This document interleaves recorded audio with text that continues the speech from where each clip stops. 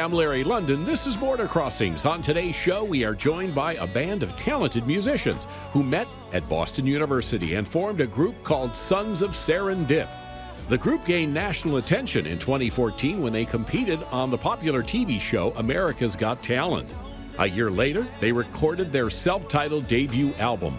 Sons of Serendip are a unique blend of instrumentation, from a cello and a harp to a guitar, drums, and keyboards. Their harmonies and blend of sounds work well to create their own style on their latest album, Love and Life. Get ready for a live performance and interview with Sons of Serendip, next on Border Crossings.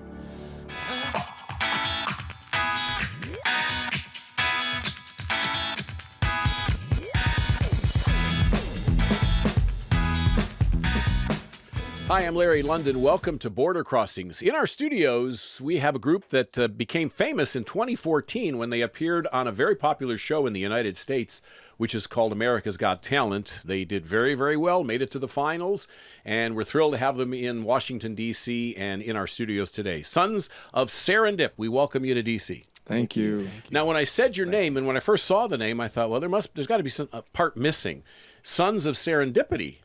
Isn't that what it would be? Well, so we looked up the history because we wanted a name that resonated with how we came together as a group. And we looked up the word serendipity, looked up the history of it. It comes from a 12th century Persian tale called The Three Princes of Serendip. These three princes go on a journey. They make discoveries by accident that benefit their lives. And so we thought that resonated with how we came together, and so we just played with the name, and instead of Three Princes of Serendip, we decided on Sons of Serendip. Now, did you have any other names that you were thinking of at the time that were under consideration? I think we did. We did, yeah, but we don't talk about those names. You don't talk about those names? Well, we welcome you guys, and I know that you have a very interesting story of how you all came together at Boston University. Yes. And so tell me about that journey. How did you end up meeting each other at the college, and what made you decide, let's make a group? You want to take it? Yeah. Well, I'll take a part of the story. Sure. You've got a fourth of the story. Yes, I have a fourth of the story. So I actually grew up with Cordero in Charlotte, North Carolina. We literally went to the same elementary school, middle school, part of high school. And, I remember growing up, he was like a block or two away from where I lived. And, we would hang out, he and his brother. And I remember there was one day my family, we had a trampoline in the backyard. And we were out there just jumping. And then we were sitting out there. And I remember us looking up into the sky and just wondering what our futures would look like. And it was just amazing to see, 20, 25 years later, we're now in this group together with these awesome guys, touring throughout the country, sharing our music and like a story of love with the world. And it's a beautiful thing. So that's part of one of the pieces. One of the pieces. And so the keyboardist, are you Cordero? Yes. And you also worked with Kylie Minogue? Yes, it was a project in Australia where remember the Fukushima disaster? Yes. So she and another rapper, they were trying to collaborate on a song, and so I did the production. Me and a friend, we did the production for this song that they released in Japan, and it was released as a way to kind of to raise money for the people of Fukushima. So, And you studied psychology, I think, I studied psychology and then went into law. So. Interesting. So you guys is this full time? Is this your career? Have you given up a law practice to be in a band? Yeah, I only practiced for a year, and then Micah asked me if I wanted to audition with him and with America's Got Talent, and he asked me to ask my roommates because the three of us were roommates, not Micah, but me, Mason, and Kendall, and so we all agreed, and yeah. Wow. Very interesting story. And so, I'm going to ask if you do some music, and we're going to talk about the upcoming project, the album, and some other interesting things about you guys. But if you don't mind doing some music, we'd like to hear something live. Yeah. Right. What are you going to do? We're going to start off with Somewhere Only We Know. This is the song that we auditioned for America's Got Talent with. Oh, great.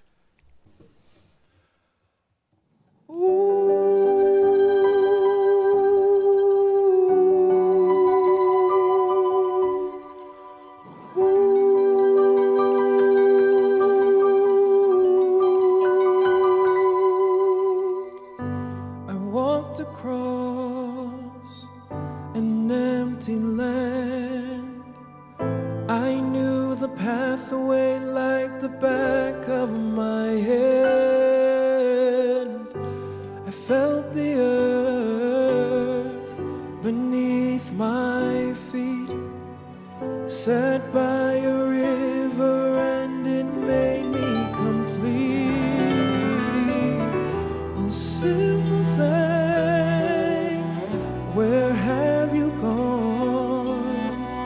I'm getting tired and I need someone to rely on. So tell me when you're gonna let me in. I'm getting old and I need somewhere to begin. I came across a fallen tree. I felt the branches of it looking at me. Is this the place we used to love? Is this the place that I've been dreaming of? Oh, simple thing, where have you gone? I'm getting tired and I need someone to rely on. So tell me when you're gonna let me in. I'm getting old and I need somewhere to begin. And if you have a minute, why don't we go talk about it somewhere only we know? This could be the end of everything. So why don't we go somewhere only we know?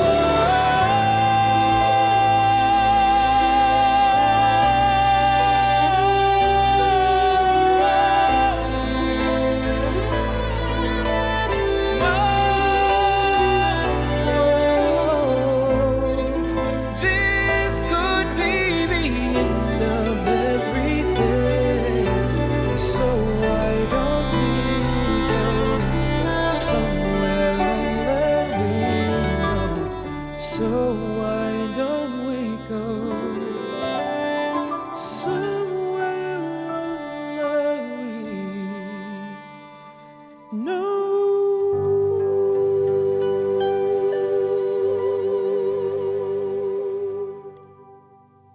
Wow, lovely, lovely. Micah, Yes. you have a beautiful voice. Thank you, Larry. Absolutely beautiful voice. Now, you were a teacher Yes. in Massachusetts, Randolph, I think. Now, how did you decide to get into a band? Yeah, so I actually never thought that music was what would end up happening in my life as far as a career. It was my first passion, but I decided when I went to undergrad to study some other things, studied communication and sociology, and then in graduate school I studied theology. But music, I kept it with me the entire time, just as something that I did as a passion.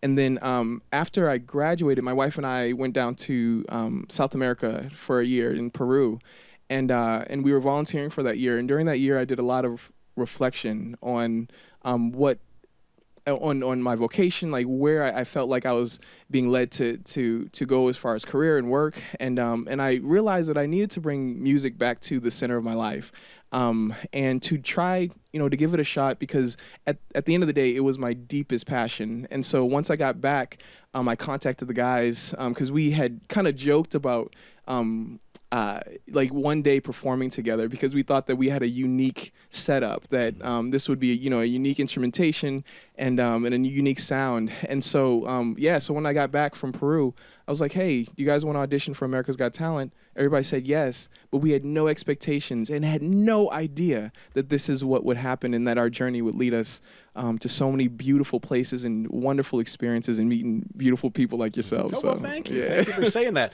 So, I mean, how would you describe the sound that you guys create, the format, because in the United States, everything is put in a box, Right. and there's a format, and you have to have a certain sound, or else radio people are kind of uncomfortable saying, well, what are you doing? Does it fit my format? So how would you describe, your group's sound? Yeah, so we call it classical crossover, but that still doesn't really sit as well with us because we fuse a lot of different genres. So we're still trying to figure it out, to be honest. Okay. Yeah. You have your own. Somebody described their music once as a smoothie. Oh, It has yeah. many ingredients into it, which tastes good altogether. But Right. I love your sound, and you've got the hardest job here carrying that with you everywhere you go. And you got the easiest job. He's got the biggest instrument. You carry your voice, but you got that. And my old harp here. How long have you been playing the harp? I've been playing the harp for about 20 years. 20 years. It'll be 20 next year. What made, just out of curiosity, what drew you to the harp? Right. So I was in middle school in Atlanta, Georgia, and my chorus teacher, Rosalind Lewis, she said I'd like a boy and a girl to learn how to play the harp for free. And never heard of a harp, never seen one, but everybody knows what free means. and so I said, yes, I'd like to try. My parents said that's a great idea. And been doing it, like I said, almost 20 years. And one of the first 2 students to be a part of the Urban Youth Harp Ensemble of Atlanta. Oh, which is congratulations. around- Yeah, I didn't do that. Hot much. Atlanta. Hot Atlanta, yes. There's about maybe 80 students there now, 85 students. Wow, that's fantastic. And you got to tune that. I mean, what do you have, six strings or something? four, Four strings, and you got all those strings you got to Yeah, make sure in tune. My goodness, 47. 47. Wow, you do. It sounds lovely. I love the combination of the keyboards, the harp, the cello, your vocals. It really sounds great and works together. So you guys became very, very famous overnight. There you are on national television in the United States. America's Got Talent 2014 was the year, and here's Howard Stern. For those that don't know, he's a very tough judge. He's very honest and direct, and puts it out there like it is. Was he supportive of you guys? Was he a fan? Was he one of your tougher critics? I mean, you had a mixed bag of, Howie and Heidi and Mel B. Right. I'd say he was very supportive, and part of it too is because he's a BU grad as well, a Boston University graduate. There you go. Oh, that helps a lot. Right. That helps. Yeah, I mean, he had one critique at one point during the finale, but outside of that, he was very supportive, and he was probably the scariest judge for us, like that we were, that we knew we were going to be in front of. So it was just wonderful to have his support. Right. Well, if your first performance you didn't get a buzzer, then Right. you're golden. Then you're in good Right. shape. You're in good shape with him. So a bunch of Boston University guys, and I heard you did the national anthem for a Knicks game. Yep. So how was that? Boston and New York, I mean, there's a little rivalry there, and you're here in some enemy turf. Yeah. Well, I think that because these guys are from Atlanta, Charlotte, North Carolina for these two, and I'm actually the only one from Boston. Oh, So okay. for me, I felt it a little bit, but yeah. Yeah. I lived in Framingham, so Oh, I know really? Boston really well. Yeah. Off Route 9 and Natick. Yep. I know that area very well. I was there Yeah. for a year, but great part of the country. So now where's home? Now that you've all been in other places and you met at Boston, you've graduated, so where's home now? I guess Boston area. Yeah. Boston, We still New England reside area. in Boston. Yeah. That's great. Well, I mean, how has your life changed since being on America's Got Talent? I mean, here you were working it out, figuring it out, and then you get this national stage with millions and millions of viewers. You go deep into the show. You made it to the finals. So, I mean, how have people stop you on the streets now and identify you and all that? Yeah. Now you get a good table at your favorite restaurant. Well, for each of us, it's changed significantly. And, we had our day jobs that we were doing. Even when we were auditioning for the show or preparing to audition, we were, the producers were sending us song after song after song to go over. And so we would start our rehearsals at like 10:30 at night after our day jobs that we had, and we would go until like 2:00 in the morning, and it was all because we wanted this to work. We had no idea what was going to happen, but we just knew that that we had an opportunity here that we were going to just put our best foot forward with. And so now we're doing music full time. We've left those day jobs that we had before, and this is it. And so, it's changed our lives significantly. And you mentioned that you've had a chance to go many different places. Have you been out of the country? You were in Peru, but have you guys toured as a group outside of the U.S.? Yes, we've had a couple of shows. We were in Canada, Guelph and Kirkland Lake. And then we've had some performances in Barbados, St. Kitts, Nevis. So those are fun places to travel when it's winter in Boston. Or winter, I would say. Winter anywhere. Right. Well, you've had several, I think it's 2 or 3 albums so far? 3 albums. 3 albums, and you've got your 4th album, which is coming out this year in 2020. 2020. Yeah. Yes. Yeah. And That's exciting. It is, because we've been putting a lot of this I would say is probably our most creative album that we're working on, and a lot of it is because we are actually getting into originals now. So what we've become known for is taking popular music, rearranging it, put our own creative spin to it, and giving fresh interpretations of songs that people already know and love. But now we're showing more of who we are and the music that we compose ourselves. So we're excited about that. I loved your version of Drops of Jupiter on America's Got Oh, Talent. yeah, with Train. Yes. I loved you guys doing that. What are you going to do for us next? So we're going to do... Drops of Jupiter? No. Oh, man. As I said, we're known for taking songs, that people already know and love and recreating them. And this is a recreation of Carry On Wayward Son by Kansas. Yeah. Great song. Yeah, so it's not a song you would expect to hear on a harp and a cello and a piano. No. Well, that's great. Expect the unexpected. Exactly, with yeah. Sons of Serendip. Thank you guys for coming in. Here we are live.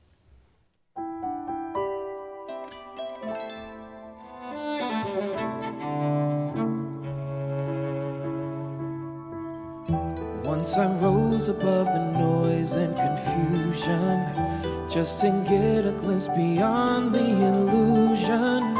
I was soaring ever higher, but I flew too high. Though my eyes could see, I still was a blind man. Though my mind could think, I still was a madman. I hear the voices when I'm dreaming. I can hear them say, carry on my wayward son. There'll be peace when you are done. Lay your weary head to rest. Don't you cry no more.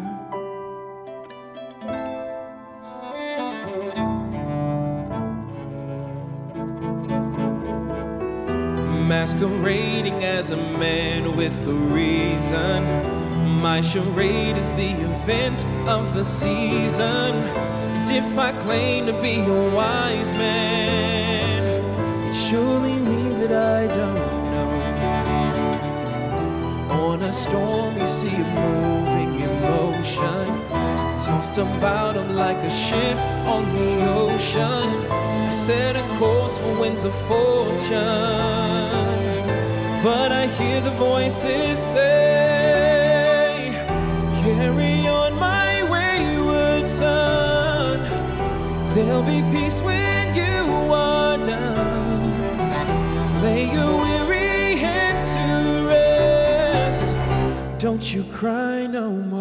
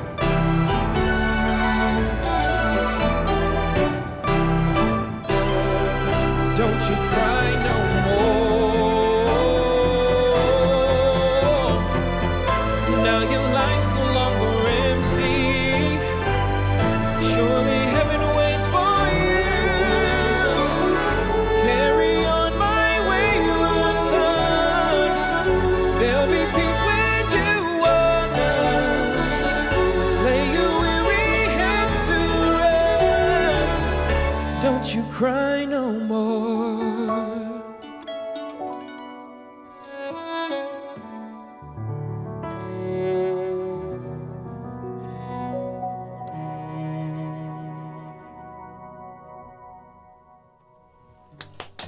Sons of Serendip here on Border Crossings. Beautiful, beautiful. Thank you. I love that song. And you guys, it's really cool how you've taken these different instruments that aren't associated typically with pop or rock, and you put them into a song and it works. Right. You know, I mean, great music's great music, right? Regardless. But the cello is a classical instrument. Were you always planning to be in mainstream pop? Or when you started, was it classical for you? It was all classical, yes. So through elementary, middle, high school, of course, I got my bachelor's degree in cello performance.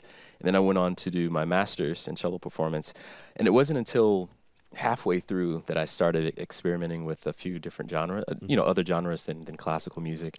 And I was introduced to improvisation, which I felt like really opened up my playing and awareness of like what's going on around me. Which is something that's not really taught in classical music these days, improvisation, even though it kind of started out that way.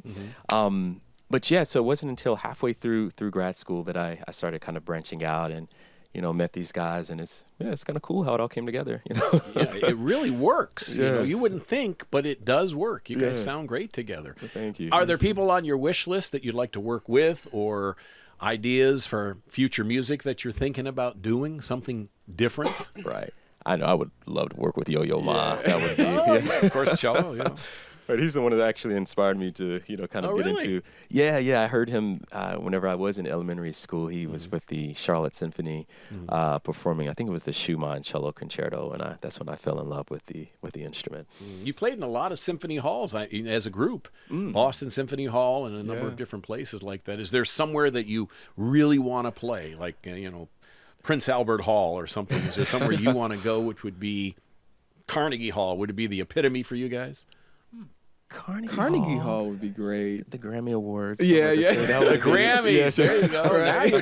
Now you're talking. So you guys were on America's Got Talent this year again. You were brought back for the Champion Show, which only 50 acts get to come back for. Right. Yeah. And so you were selected as one of the acts that got to come back. Yeah. So that must have been fun. It was a lot of fun. That was an honor because they selected from all the Got Talents from all over the world. Wow. And so to have been selected for that competition was a huge honor. And what was great about it too was that it gave us the opportunity to show how we've grown over the last 5 years, because when we first started off, we weren't a group. Our first performance in front of a real audience was for the audition for America's Got Talent. And so going from that to now having experienced traveling, touring, recording albums, and then coming back to the show, as a professional group, that was a real blessing for us. Absolutely. Yeah, we were really grateful for that. And they gave you the key to the city in LA. Oh, Sit right. on your neck. Right. But, you guys I really admire what you've done, because you had very successful careers that you gave up to take a chance, which is something that a lot of people don't do. They just don't take a chance anywhere. They take the safe route. But you guys took a chance, and you've got to manage your house as well, marriages. I mean, you couple. I see wedding rings. I know. I don't know if you're all married, but it's not an easy thing to do, to kind of take, honey, we're going on the road, or I'm going on the this or whatever. Right. Yeah, this one just had a baby. Congratulations. His first baby. Thank you so much. His wife did it. He contributed, but his wife did. He didn't have a I baby. take no credit. Right. So tell me about the new album. Do you have a name for it yet? We don't have a name just yet, but it's a work in progress right now. All originals. Not all originals. Not all originals. Yeah, it'll probably be 50-50. But it's a great opportunity right now for us to just show a little bit more of our own, creativity and the music that comes from us. So What's been the highlight for you so far? I know you worked with John Legend, so what's been the highlight up to this point, besides today? Yeah, I would say for me, the Creative Arts Emmy Awards. They invited us out, and Oh, it was just amazing. We were able to perform at a very special moment in the show where they were, remembering, Right, producers. Yeah, and so that was very special. We got to walk the red carpet, so that was fun. Wow. And then we had moments when we were on the red carpet, we were looking at each other, we're like, what are we we were doing?" just Right. I was just in the classroom, and now I'm sitting here on the red carpet, like, I don't know how this happened. Right. But, yeah. we ran into Heidi Klum, which Yeah, was yeah. fun. So it's a lot of old friends. Do you Yeah. remember the advice that the judges gave you? Do you have something that resonated? One bit of advice from one particular judge that really had an impact? That's a good question. I wouldn't say advice, but there was a comment that Howie Mandel made during our performance in the quarterfinals, our first performance for the live shows, where he said, "This music made me feel so good," and that for me has been something that really stuck with me, because that's the hope, is to be able to perform for audiences, and people are bringing all kinds of baggage, into the auditoriums, and they're bringing pain and all kinds of stuff. And the hope is that when they leave there, they feel just a little bit better. And and so that's been a real special part of the journey. But I remember when you made that comment, that really stuck with me. Yeah. Same for all of you? That's a good one. Sometimes Thank you what a for- judge says might have different effect on different members. No, I would agree with Yeah, Mike. for you, that was an aha moment. Oh, absolutely. That's great. So when is the new album coming out? We don't have a specific Summertime, date. springtime, summertime? We're thinking maybe in the fall. Fall, Yeah, right. probably in the fall, fall. okay. Yeah. Give ourselves some time to. Right. And then you go out on the road and do some more touring. Yeah. Is that what the 2020's got for you planned? Is just touring? Yeah. Taking care of your baby, Yeah, giving a your lot of wife a that. break? Yeah, absolutely, right. Yeah, Potty training, yeah. and one of the things that we're hoping to do, because right now, so by the end of May, we will have performed in 43 out of the 50 states. And one of the things that we would love to be able to do is to perform in all 50 states a concert. So, Yeah, and more Yeah. international shows. and then you get know. international. Yeah, like that's really huge on our list. Yeah, to go Got to overseas. go to Hawaii, right? Right. That's at the top of the list. Let's go to Hawaii. Yeah. There we go. All right, would you guys do another song for us? Absolutely. Yes, please. All right. And this song is actually an original, and it's going to be on the 4th album. So And what's it called? it's called "Love You Still." And so who wrote it? How did you write? I mean, is this a collaborative thing? Is one person write it? Or Cordero. So this actually is one of Cordero's songs. Yeah.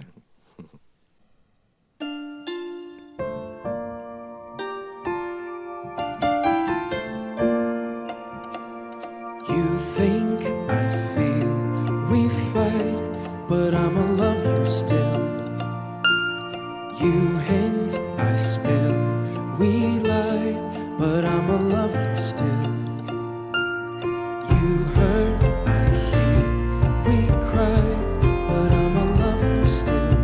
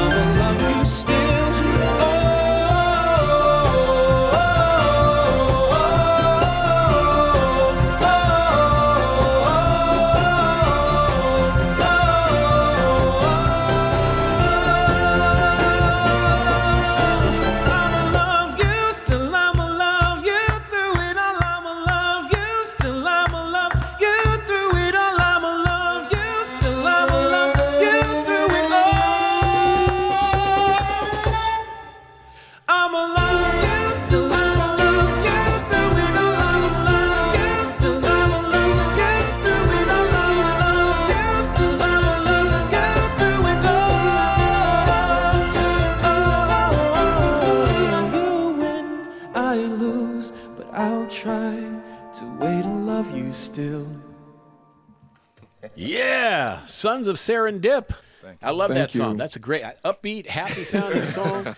Now, I also read somewhere where you guys were on the X Factor in the UK. So we weren't on there ourselves, but our music was used. We've had a number of songs that have been used for X Factor, for different segments that they put together, different packages that they put together.